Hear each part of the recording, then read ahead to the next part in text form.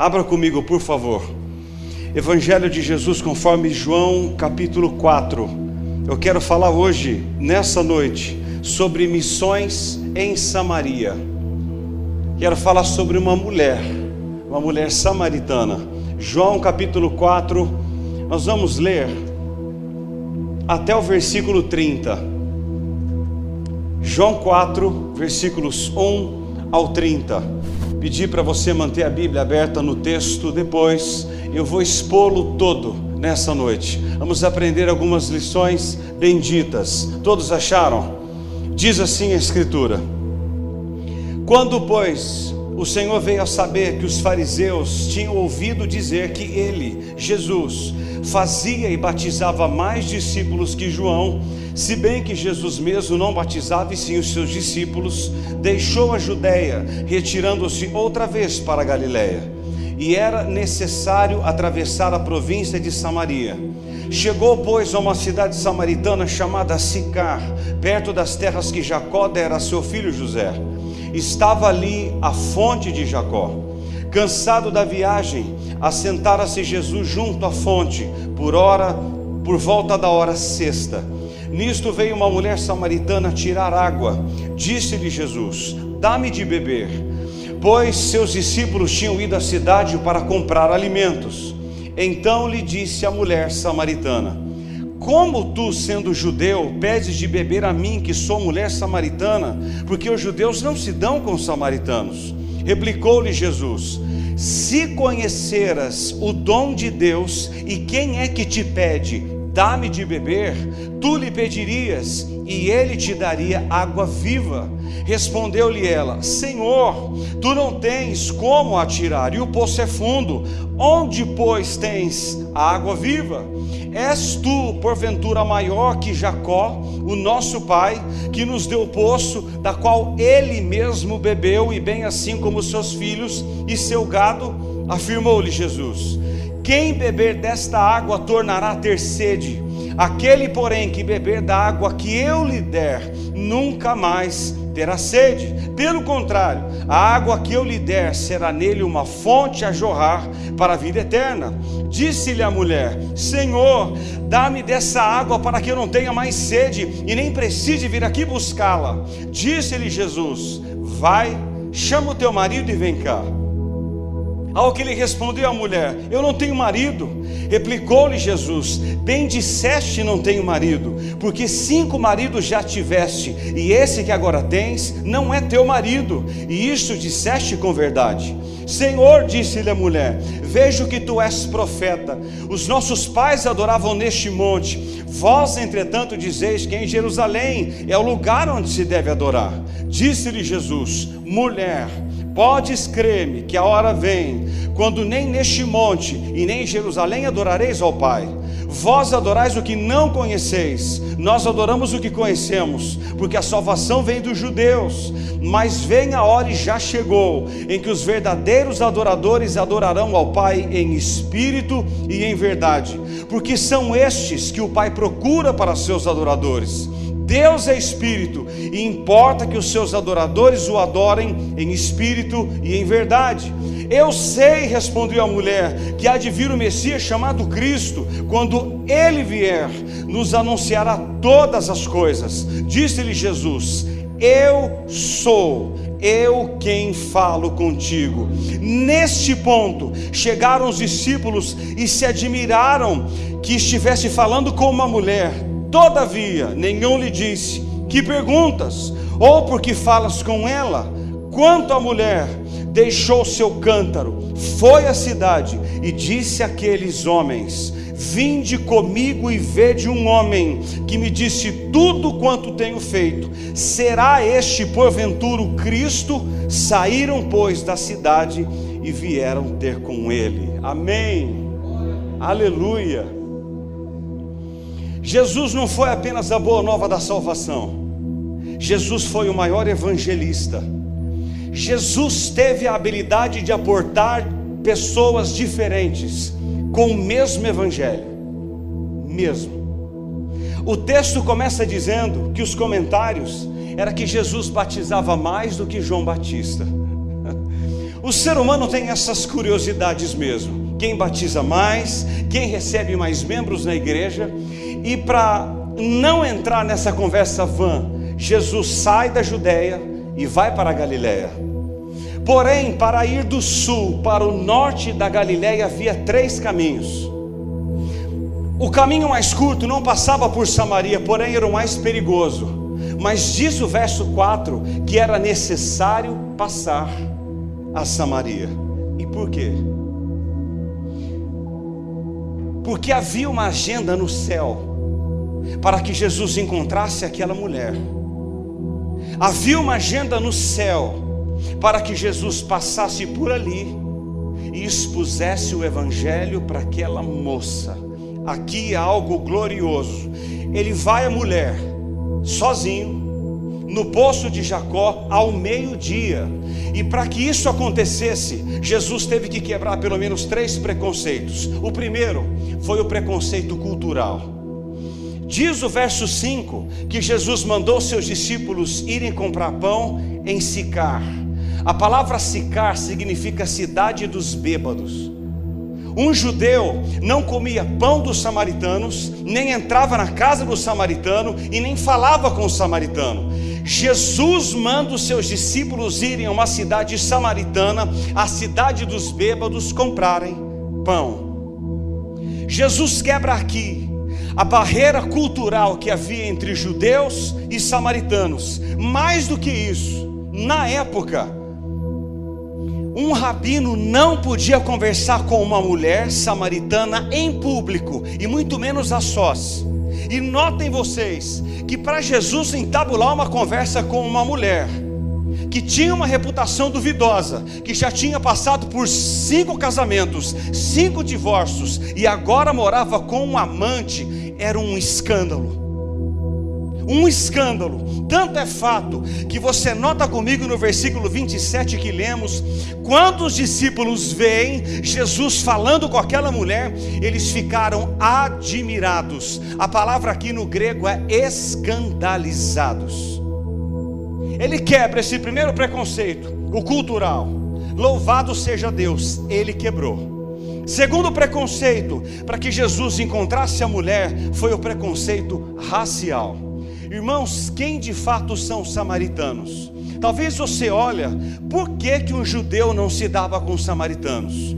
No ano 931, com a morte do rei Salomão, o seu reino foi dividido. 10 tribos seguiram a liderança cismática de Jeroboão I. Esse reino formado pelas 10 tribos durou 209 anos e foram levados cativos pela Síria em 722. Aqueles que não foram levados cativos, Sargão II estrategicamente uniu os povos e os misturou com os judeus que estavam ali. Então quem são os samaritanos? Uma mistura de judeus e outros povos ímpios. E mais, essa mistura de raças deu origem a um povo samaritano. Mas não demorou muito a se tornarem um povo misturado no ponto de vista religioso, pois quando o reino do sul foi levado cativo pela Babilônia em 586 e lá passou 70 anos, Zorobabel quis reconstruir o templo de Jerusalém, e os samaritanos, eles buscaram associar-se a eles. Porém, Esdras 4:3 diz: nada tendes conosco na edificação da casa do nosso Deus. O que os samaritanos fizeram então? Um templo, lá no Monte Gerizim, com seus sacerdotes, com a sua liturgia e com o seu culto um pouco pagão e um pouco cristão. Para piorar um pouco mais as coisas, um general judeu chamado João Hircano, ele destruiu o templo dos samaritanos, agravando ainda mais a crise que existia entre judeus e samaritanos. Irmãos, por isso, exatamente por isso, quando Jesus chega, essa crise racial, essa mágoa, já tinha pelo menos 700 anos. Por isso, quando Jesus diz no texto, dá-me de beber, a mulher levanta a bandeira racial dizendo: como você pede de beber a mim que sou samaritana? Você não sabe a barreira que há entre nós?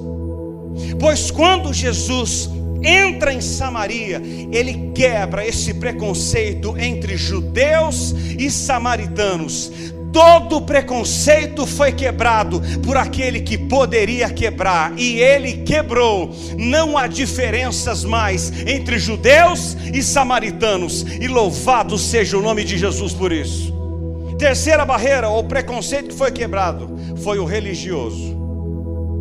A mulher, percebendo que Jesus era um profeta e que discerniu o passado dela, diz algo interessante no versículo 20: os nossos pais adoravam neste monte, vós entretanto dizeis que é em Jerusalém o lugar onde se deve adorar. De fato, os samaritanos aguardavam um profeta semelhante a Moisés, e na mente deles, os samaritanos, havia expectativa de um Messias. Sim, havia. E na cabeça da mulher, diz o versículo 25, quando o Messias que os samaritanos aguardavam viesse, ele esclareceria toda essa questão sobre a adoração. Então Jesus aproveita o gancho para dizer no versículo 22, vós adorais o que não conheceis, nós adoramos o que conhecemos, pois a salvação vem dos judeus. E Jesus quebra aqui a última barreira, a religiosa. Louvado seja o nome do Senhor. Agora, irmãos, nós precisamos pensar quais foram as estratégias de Jesus para ganhar essa moça. Irmãos, é chocante. E eu quero desafiá-lo nessa noite a ver o que Jesus fez para ganhar essa mulher. E se nós entendermos isso, a nossa visão sobre as pessoas, elas vão mudar. Você crê nisso? A primeira coisa que Jesus fez, com a Bíblia aberta no texto, Jesus desperta a simpatia da mulher. Olha o verso 9, volta para mim, para lá. Verso 7. Nisto veio uma mulher samaritana tirar água. Disse-lhe Jesus: dá-me de beber. Olha a estratégia do mestre. Pois seus discípulos tinham ido à cidade para comprar alimentos. Então lhe disse a mulher samaritana: como? Tu, sendo judeu, pede de beber a mim, que sou mulher samaritana? Replicou-lhe Jesus, até aqui, até o verso 9. Irmãos, essa mulher jamais esperaria que Jesus a abordasse aqui, porque aquele não era um horário comum das mulheres irem buscar água no poço. Por quê? Porque ela era rejeitada. Ela estava em um lugar sozinha, porque nenhuma mulher ia naquele horário, e ela ia em horário diferente, porque ela era vista com olhos de lado pelas outras pessoas. Então, ela jamais esperaria que um homem judeu, o criador do universo, estivesse com ela no poço. Na verdade, Jesus está construindo pontes para alcançar seu coração. Se uma pessoa deseja penetrar o coração da outra, ela pode usar dois métodos. Primeiro, fazer-lhe um favor ou pedir-lhe um favor. Jesus usou as duas coisas. Primeiro ele pede, e depois ele faz um favor. Ele está criando canais de comunicação. Irmãos, como nós temos que aprender com Jesus nessa noite o acesso ao coração das pessoas. É em vão esperar que as pessoas venham até nós buscar conhecimento. Nós devemos ir até elas, independentemente quem são, como estão e onde estão, para levar o evangelho da graça de Deus a elas. Eu tenho que ir. Vocês já pararam para perceber o que acontece nas igrejas? Aqui não. Coloca uma placa na frente e diz exatamente assim: venham até nós. Está errado. É a igreja que deve ir. Você e eu devemos ir até as pessoas. E o que é maravilhoso é que mesmo com a vida errada daquela mulher, a princípio Jesus não a julga, não a condena e não a despreza. Louvado seja o nome do Senhor. Talvez, se Jesus tivesse logo denunciado o pecado daquela mulher, ela teria ido embora. Mas primeiro Jesus ganha o coração dela, para depois falar sobre salvação para ela. Nota de rodapé: saiba conversar com quem não é cristão, em nome de Jesus. Peça sabedoria ao Senhor e para de dizer para as pessoas que não são, que ela vai para o inferno. Não diga isso. Essa semana eu tive o privilégio de conversar com um moço da Candomblé. Ele sentou do meu lado no carro e nós começamos a conversar com 5 minutos. E ele falou assim para mim: você é diferente, não é? Eu disse: por quê? Eu não sei, eu sinto algo em você. Eu disse: ah, é? Ele falou assim para mim: eu sou do Candomblé. E ele falou para mim um monte de coisa. Quando ele terminou de falar, eu disse assim para ele: Deus vai te colocar no caminho de volta. Ele olhou para mim e disse assim: eu louvo a Deus pela sua vida. Você sabe por quê? Porque você não me condenou. Você não apontou o dedo para mim em nenhuma ocasião, e você me abençoou no final. É lógico que eu orei por ele no final, mas eu não apontei o dedo para ele. Em nome de Jesus, saiba conversar com quem não é. Segundo lugar, Jesus desperta agora a curiosidade da mulher. Irmãos, olha o que Jesus faz agora. Primeiro, ele ganha o coração. Ele é sábio, não é não? Ele ganha a mulher. Depois, ele desperta a curiosidade dela. Olha o versículo 10, acompanhe. Replicou-lhe Jesus: se conheceras o dom de Deus, e quem é que te pede, dá-me de beber, tu lhe pedirias, e ele lhe daria água viva. Olha o 11, respondeu-lhe ela: Senhor, tu não tens como atirar e o poço é fundo, onde pois tens água viva? És tu porventura maior do que Jacó, nosso pai, que nos deu o poço, do qual ele mesmo bebeu, e assim seus filhos e o seu gado? Na visão dessa mulher, existem 2 obstáculos que impedem que Jesus lhe dê a água viva. Primeiro, ela não tem um balde, e segundo, o poço é fundo. Como alguém conseguiria tirar água viva que borbulha no fundo do poço? Como? A mulher fica perplexa e mistificada. Então diz o verso 10: mulher, se conheceras quem fala contigo. Olha isso, olha o que Jesus diz para a mulher: se você conhecesse quem fala contigo. Eu aprendi algo aqui, é que Jesus está mostrando àquela mulher que ela não o conhece. Escuta aqui, o maior problema das pessoas hoje é não conhecer Jesus. É o maior problema. As pessoas estão vazias porque elas não conhecem Jesus. As pessoas injetam drogas nas veias porque elas não conhecem Jesus. Os jovens e os mais velhos tomam da 1 até a 51 porque eles não conhecem Jesus. Há adultério e adultério e adultério e muito adultério porque as pessoas não conhecem Jesus. O maior problema da raça humana é não conhecer Jesus. Você conhece a Jesus?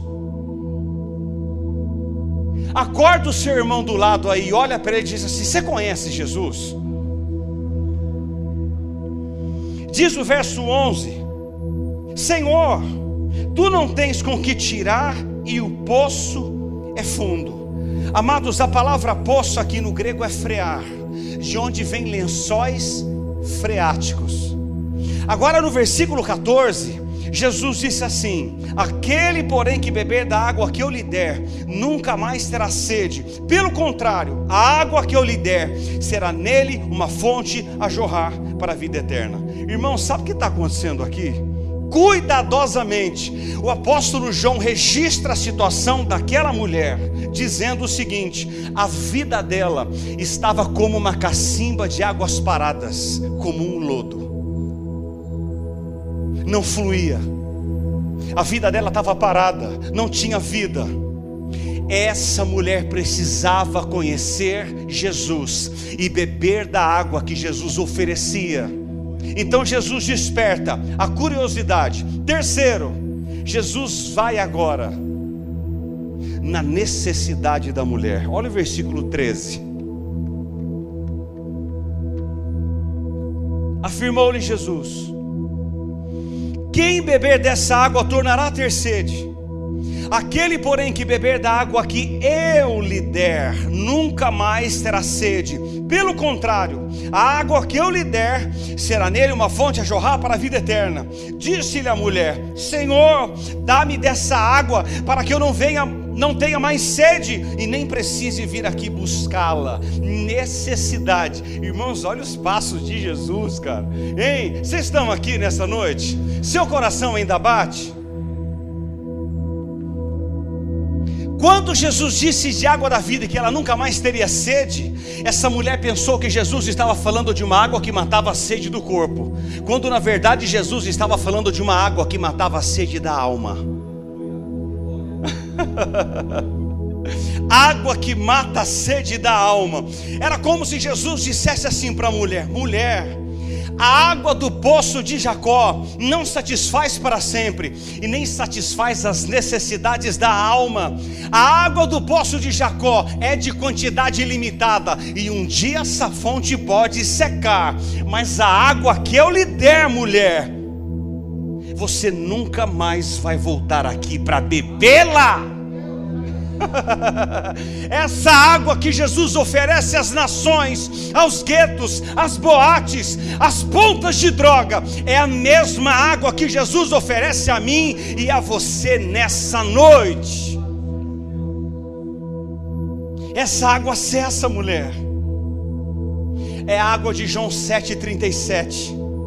Aquele que tem sede, vem a mim e beba, e do seu interior fluirão rios de água viva. Você e eu não temos mais sede, porque o que corre dentro de nós é a água que mata a sede da nossa alma. E louvado seja Deus por isso. O Senhor está falando aqui de provisão eterna. É a água que o Senhor Deus prometeu em Isaías 44:3: derramarei água sobre o sedento e torrentes de água sobre a terra seca. Onde a terra seca, Ele derrama dessa água de novo, e de novo, e de novo, e de novo. Ele derrama dessa água sobre nós, e sobre nós flui rios de vida. Você já bebeu dessa água? Ou você ainda corre atrás de coisas para satisfazer o vazio da sua alma? Você precisa beber dessa água. Quarto lugar, quarto passo que Jesus dá, Ele desperta agora a consciência daquela mulher. Olha o 16. Disse-lhe Jesus: vai, chama o teu marido e vem cá. Vai, chama o teu marido e vem cá. Ao que lhe respondeu a mulher: eu não tenho marido. Replicou-lhe Jesus: bem disseste, não tenho marido, porque 5 maridos já tiveste, e esse que agora tens não é teu marido, e isso disseste com verdade. Irmão, vamos pensar um negócio aqui. Jesus estava falando de água da vida, de vida eterna. Então Jesus diz: vai, chama o teu marido e vem cá. Será que Jesus fugiu do assunto aqui? Absolutamente não. Entenda, por favor. Sabe o que Jesus está falando para essa mulher? Mulher, ninguém pode desejar Jesus como Senhor sem que primeiro tenha consciência de pecado.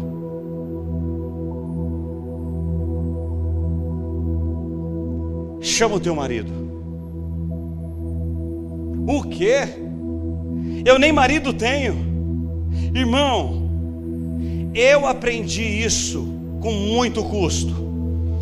Falar sobre o Salvador sem que primeiro a pessoa tenha consciência de pecado é vão, é nulo. Quando você entender isso, você vai falar de Jesus para a pessoa certa e na hora certa. Você vai parar de jogar pérolas para porcos. Eu falei sobre Jesus na IBM 6 meses para um moço estrangeiro. Ele era testemunha de Jeová. Irmão, Toda madrugada nós ceávamos juntos, e ele me falava: fale do Evangelho, e isso aqui, isso aqui, isso aqui, isso aqui. Ele me bombardeava toda manhã, toda madrugada. Ele sentava comigo na mesa, onde eu estava: fale isso, fale aquilo, fale aquilo. Irmãos, faltava um dia para eu sair da IBM. Nós tivemos uma única conversa e última. Ele me disse assim: Marco, eu preciso te dizer algo. Eu falei: louvado seja o Senhor, ele vai se converter, não é possível. Ele disse assim para mim: tudo que você me disse há respaldo, mas eu preciso te dizer uma coisa: eu não vou mudar. Na hora Deus me disse: não jogue pérolas para porcos. Saiba com quem falar, o que falar e quando falar. Irmãos, eu não falo de Jesus para qualquer pessoa, me entenda bem. A hora certa, lugar certo e pessoa certa.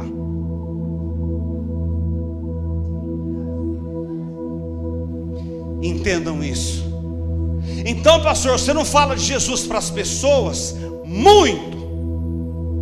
Eu falo muito, mas na hora certa, no local certo e para a pessoa certa. Foi isso que Jesus fez. Essa mulher já tinha passado por 5 casamentos, por 5 divórcios, e agora estava com um amante. Quem sabe essa mulher pensava o seguinte: olha, eu só vou encontrar o sentido para tapar o vazio da minha alma com mais uma aventura, com mais uma cama e com mais um casamento. Quando o Chico Anísio morreu, a imprensa noticiou com muita ênfase que ele teve 6 casamentos.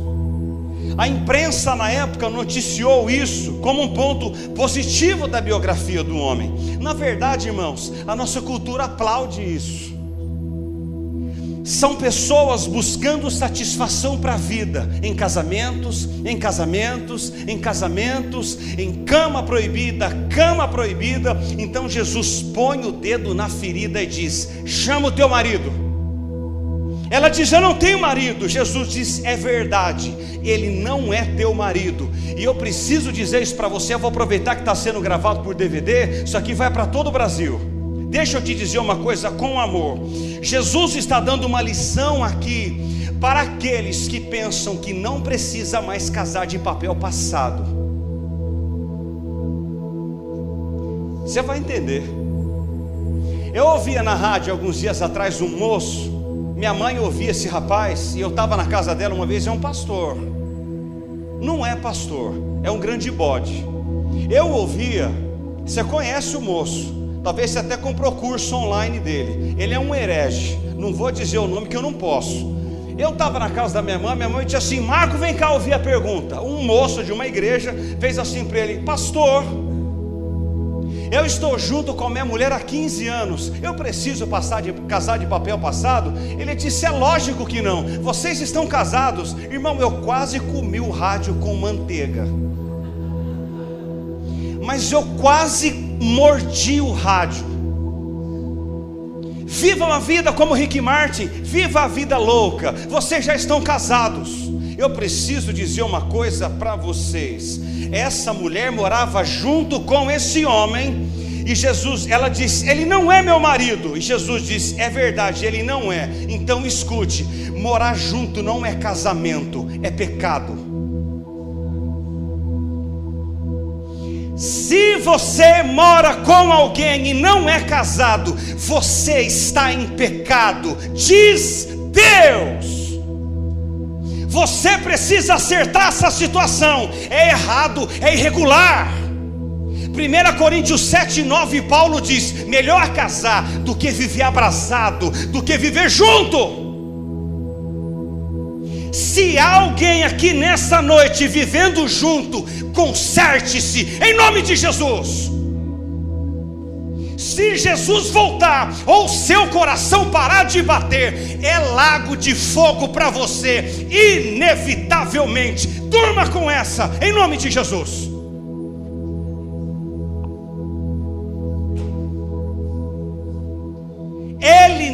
não é seu marido, diz Deus.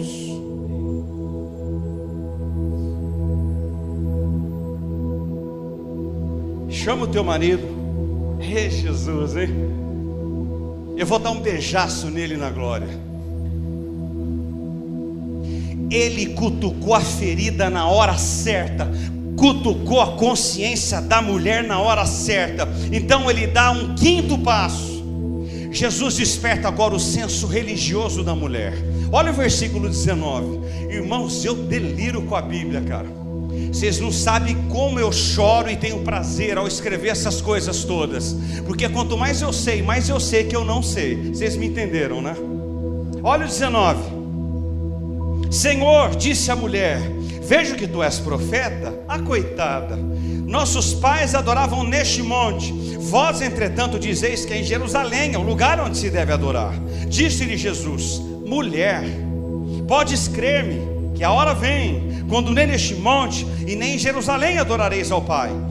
Vós adorais o que não conheceis. Meu Deus, já pensaram ouvir isso de Jesus? Você adora o que você não conhece. Nós adoramos o que conhecemos, porque a salvação vem dos judeus. Mas vem a hora e já chegou, em que os verdadeiros adoradores adorarão ao Pai em espírito e em verdade, porque são estes que o Pai procura para seus adoradores.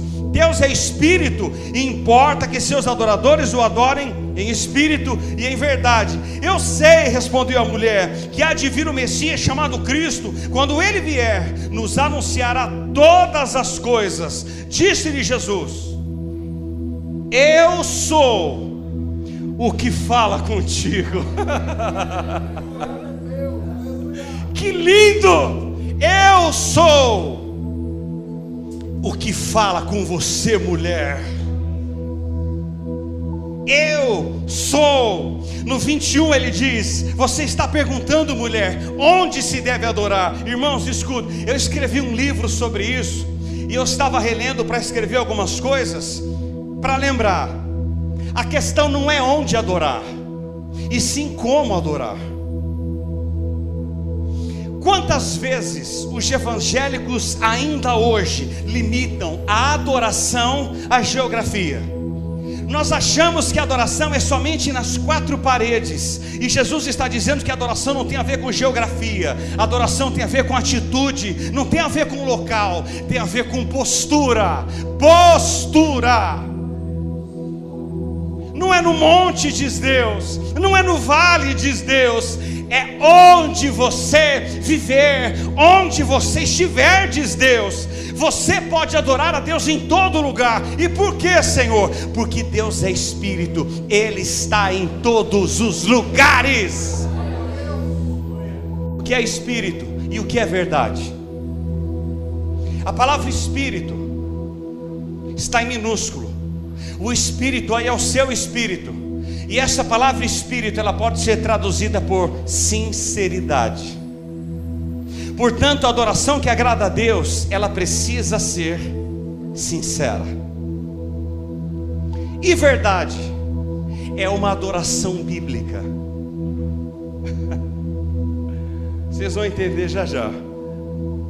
Está caindo a ficha.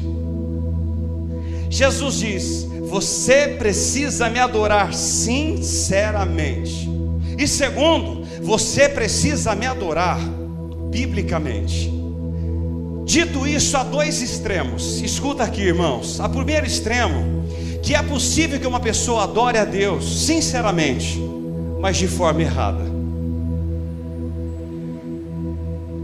Vamos pensar o seguinte: uma pessoa foi ao médico, e o médico receitou a ela sulfato de bário. Na hora de comprar o medicamento, ela trocou uma letra e comprou sulfito de bário. Ela tomou sinceramente, achando que era remédio, e morreu. Era veneno. Portanto, sinceridade não é suficiente. Existem muitas pessoas sinceras enganadas. Caiu a ficha? Porém, ao segundo extremo, a pessoa pode ter uma adoração bíblica sem ser sincero. Nossa, Está caindo a ficha aí? Isso aqui é exatamente o que o pastor ministrou na escola bíblica e ministrou na quinta-feira. Existe muita gente que adora a Deus sem qualquer sinal de heresia, mas o coração e a adoração estão longe de Deus.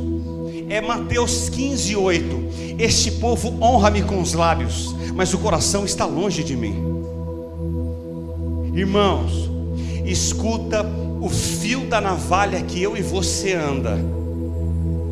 Você pode ser sincero e não ser bíblico, e você pode ser bíblico sem ser sincero. Por isso, em espírito e em verdade. Olha aí a preposição e em. As duas não se desassociam. Você não pode adorar a Deus sinceramente sem ser bíblico, e você não pode ser bíblico sem ser sincero.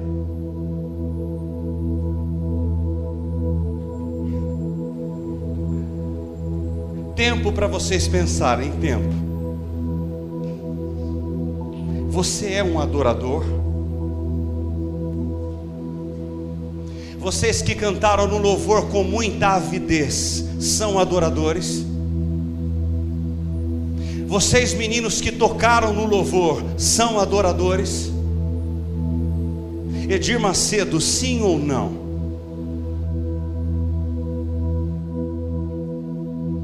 É possível você ser bíblico e não ser sincero, e é possível que você seja sincero e não seja bíblico. Aí no versículo 25, ela disse: eu sei, respondeu a mulher, que há de vir o Messias chamado Cristo, e quando ele vier, nos anunciará todas as coisas.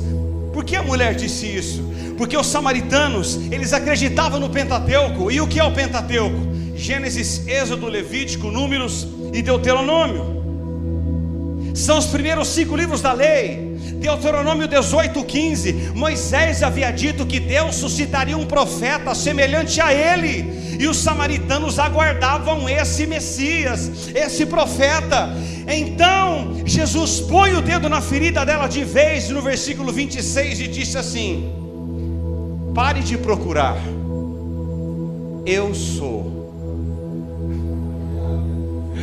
Irmãos, entra lá no poço, vai com Jesus e a mulher, entra lá, olha o discurso do Criador da terra, do Criador de todas as coisas. Ele olha no olho da mulher e disse assim: mulher, pare de procurar, eu sou o que falo contigo, eu sou o Messias esperado.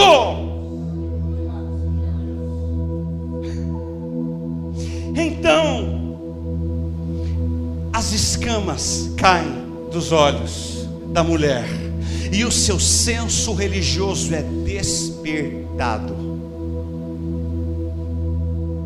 Há uma quinta coisa, e eu termino. Irmãos, eu não sei vocês, mas eu estou flutuando aqui. É que é difícil eu pregar essas coisas. Eu estou aqui em cima, ó. Você está vivo aí ou não? Sexto lugar. Que lindo. Jesus desperta agora uma fé verdadeira no coração da mulher. Olha o 27. Neste ponto chegaram seus discípulos e se admiravam que estivesse falando com uma mulher. Irmão, os discípulos chegaram na hora da aplicação do sermão, e em vez de ajudarem, atrapalharam, porque ficaram chocados com Jesus, admirados com Jesus. Ei, como é que o Senhor fala com uma louca dessas? É mais ou menos assim: o Senhor está louco? Você perdeu o juízo das coisas? Como é que o Senhor fala com uma mulher dessa?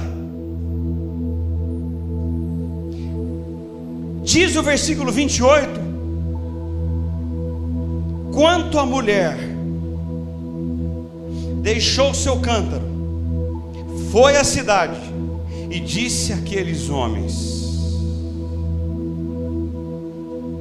A mulher não permitiu que a reação dos discípulos interferisse no processo de evangelização que ela estava recebendo, porque ela já havia sido transformada por Jesus.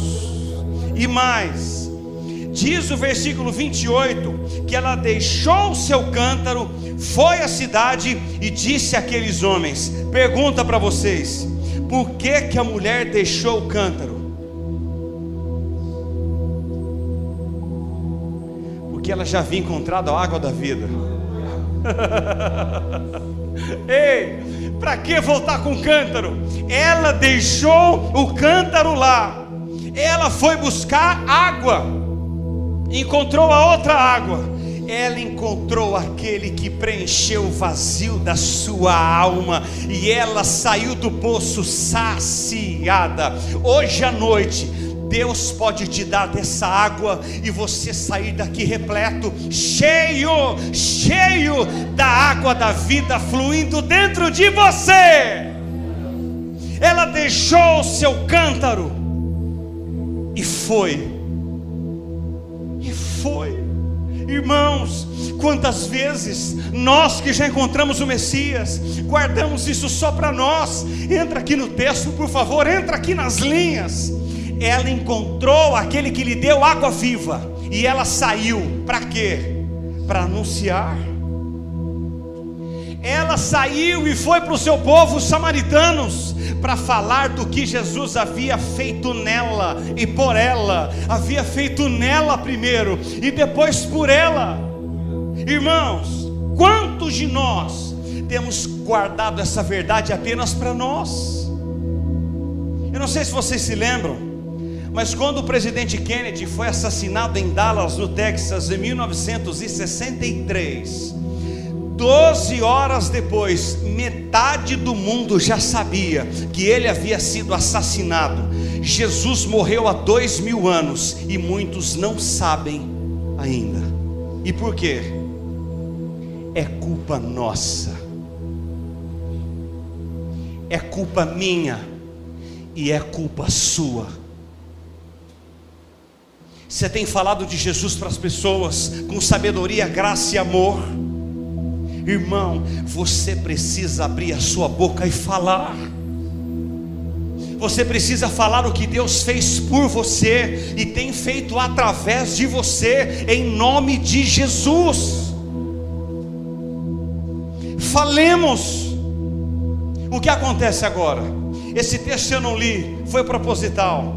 Diz o versículo 39 que muitos samaritanos daquela cidade creram nele, em virtude do testemunho da mulher. Ei, entra aqui, ó. Muitos samaritanos daquela cidade creram nele, em Jesus, em virtude do testemunho da mulher que anunciara: ele me disse tudo quanto tenho feito. Amado,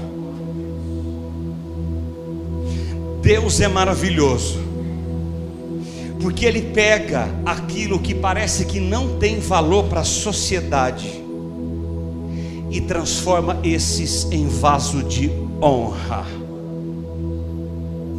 Talvez aos seus olhos uma prostituta seja um traste, mas para Jesus Ele arranca ela do prostíbulo e faz dela uma pregadora da palavra de Deus com unção, com ousadia, e ela ganha todas as outras prostitutas para a glória de Deus. Jesus pega aqueles que não são e os fazem ser para a glória dele mesmo. Aleluia. O que seríamos nós se encontrássemos uma samaritana no poço, sozinha, rejeitada, 5 casamentos, 5 divórcios e morando com um amante? Sai pra lá, sua louca. Jesus não. Que lindo, cara. Eu amo Jesus. E Ele muda a vida da mulher e a faz em primeira missionária em Samaria. Deus faz isso ainda nesses dias, e Deus pode fazer isso hoje à noite. Eu creio. Eu creio. Quando vinham para encontrar-se com Jesus, em virtude do testemunho da mulher samaritana, quando se aproximavam, Jesus se dirige aos seus discípulos citando o versículo 35: ergam os olhos e vede os campos, pois branqueiam para a ceifa. Jesus diz: levante a cabeça, olhe para frente, tenha uma visão de Deus. Levante essa cabeça em nome de Jesus. Olhe para frente. Os campos continuam brancos. Disse Jesus para os discípulos e diz para nós essa noite: erga a cabeça, Nazareno da família. Olhe para frente, para o que Deus ainda pode fazer, e Ele vai fazer. Esteja pronto, preparado, porque ao você abrir a sua boca, o inferno será saqueado. Para a glória de Deus, os campos estão brancos. Falemos de Jesus, e Ele atrairá a todos. Fique de pé, vamos orar. Louvado seja o Senhor. Eu quero fazer um desafio aqui.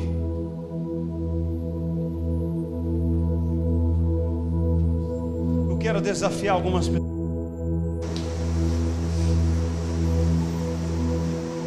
Hoje eu estava estudando à tarde e Deus me disse: faça isso. Quantas pessoas aqui têm chamado? Por favor, levante as mãos. Chamado de Deus para ir. Um chamado específico que você insiste em não fazer.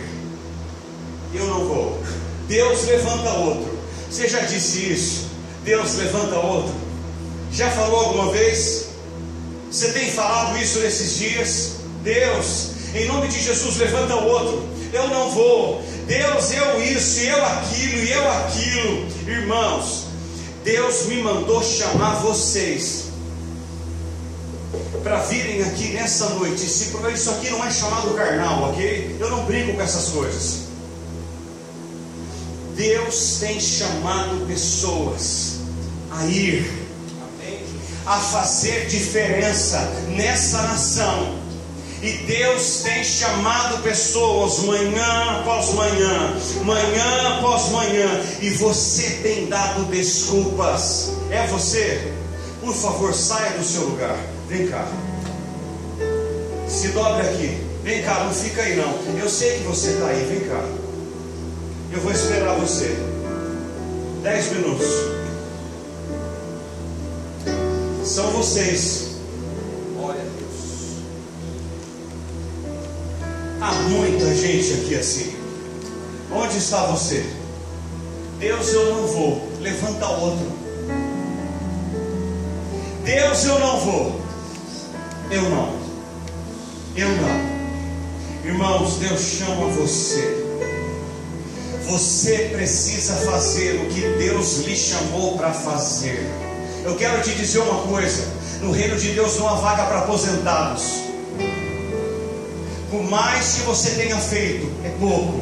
Você e eu precisamos fazer. Aleluia. Glória a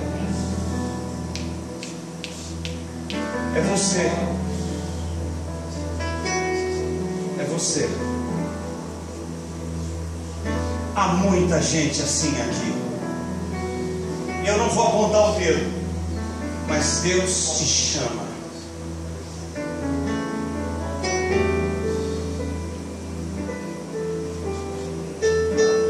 Oh Senhor,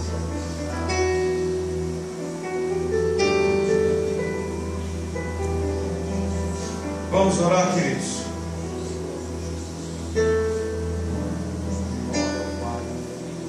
Feche os seus olhos, por favor. Ah, Deus, Tu és tão sábio, Senhor. Ensina-nos a tratar dessa forma as outras pessoas, ainda que sejam drogados, prostitutas, usuários de drogas, pessoas caídas na sarjeta, bêbadas. Usa-nos dessa forma, Senhor. Há um constrangimento tão grande no meu coração como Tu tratas as pessoas. Ensina-nos a agir dessa forma. Nós precisamos aprender contigo, Mestre dos mestres. Deus, quando uma sociedade inteira e os próprios discípulos olharam para aquela mulher com uma reputação duvidosa, caída, sofrida, rejeitada, o Senhor foi ao encontro dela e ganhou a mulher de uma forma tão doce e tão bendita.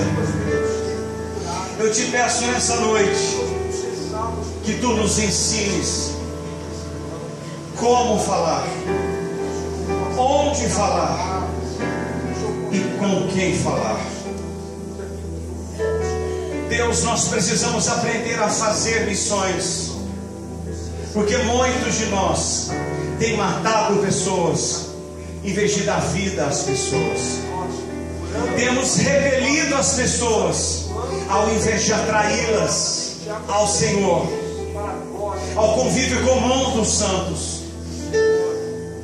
Deus, essas pessoas que estão dobradas diante do Teu altar, eu te peço, use-as com poder e com ousadia. Em nome de Jesus eu profetizo que toda língua seja destravada e que você profetize coisas concernentes ao reino de Deus. Que pessoas ouçam as palavras que saem da sua boca e elas se arrependam e creiam no Jesus que Tu has de falar. Aleluia. Que Deus use você com mãos, com testemunho, com poder. Deus, que o Teu Espírito Santo as encha de novo, até a cabeça aqui, ó, até em cima. Que a boca seja a boca do Senhor, que os pés sejam os Teus pés, que as mãos sejam as Tuas mãos, que os ouvidos sejam os Teus, olhos sejam os Teus, cada membro do corpo desses que estão aqui sejam os Teus. Consagre-os e use-os com poder, e que o inferno seja saqueado para a Tua honra e para a Tua própria glória. Que a família destes que ainda não são sejam atraídas ao Senhor pelas palavras e pelo testemunho destes que estão aqui. Que eles sejam missionários, pastores, homens e mulheres de Deus, e que eles nunca mais sejam os mesmos. Eu profetizo isso, nunca mais. E que Tu derrame óleo fresco na cabeça deles, agora, na cabeça, Senhor, na cabeça, e encha-os de novo, para a glória do Teu próprio e bendito nome. Louvado seja o nome do Senhor, glorificado seja o nome do Senhor, pelos séculos dos séculos. Amém, amém. Aplauda o Senhor nesta noite bem forte aí. Louvado seja o Senhor. Aleluia.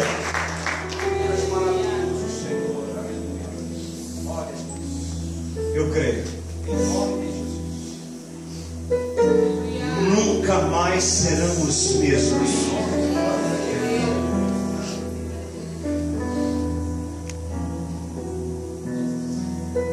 Deus é bom. Deus é bom. quero profetizar sobre os músicos. Que Deus use cada um de vocês aqui e lá fora. Que ao vocês tocarem os instrumentos, irmãos, escute, é de Deus, ó. Ao tocarem as cordas, a bateria, o teclado, que cada ministro de louvor que canta aqui, ao fazer o que Deus chamou para fazer, que pessoas se rendam ao Senhor. Por cada instrumento que tocar, pela voz ao sair da sua boca, alcance os corações como uma flecha, como uma flecha, e alcance pessoas. Você que está aqui e tem chamado pastores, diáconos, que você receba um renovo do Senhor nessa noite. Todo esse abatimento satânico, Deus arranca agora em nome de Jesus. Seja ousado em pregar, seja ousado em falar. Que Deus coloque palavras na sua boca, palavras que alcance outros que ainda não foram alcançados, que alcance pessoas que não são alcançadas por esforço humano, mas que o Espírito de Deus abra os corações e que sejam alcançadas pessoas da sua casa, da sua família, da sua parentela, do seu trabalho, sejam alcançadas pelas palavras que o Espírito Santo de Deus há de colocar na sua boca. Louvado seja o Senhor. As moças ali da mesa, da porta da entrada, as diaconisas, os diáconos, sejam revestidos pelo poder de Deus. Que você abrir a porta e abraçar outras pessoas, elas sintam um abraço do próprio Senhor Jesus. Derrama amor nos nossos corações, na nossa vida, Deus, que nós possamos exalar o amor do Senhor e que pessoas sejam alcançadas, não pelo esforço humano, mas por esse amor que atrai. Derrama desse amor em nós e que possamos atrair as pessoas mesmo sem abrir a boca. Amor, receba amor do Senhor. Amor sobre nós, sobre você, sobre a sua casa, sobre os seus filhos. Deus derrama amor. És maravilhoso, Senhor. Bendito seja o nome de Jesus. Vamos orar, irmãos.